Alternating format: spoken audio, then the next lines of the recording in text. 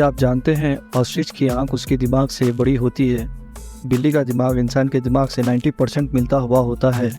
Gorilla इंसान की सर्दी और दूसरी बीमारियों से बीमार हो सकता है। गुफा से बाहर निकलते समय चमगादड़ हमेशा बाएं मुड़ते हैं। साइंटिस्ट ने पता लगाया है कि डॉल्फिन्स और व्हेल्स अपने मरे हुए साथियों का दुख मनाती हैं।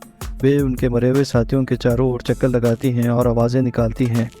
ऐसे ही और इंटरेस्टिंग वीडियोस के लिए हमारी वीडियो को लाइक और चैनल को सब्सक्राइब ज़रूर करें।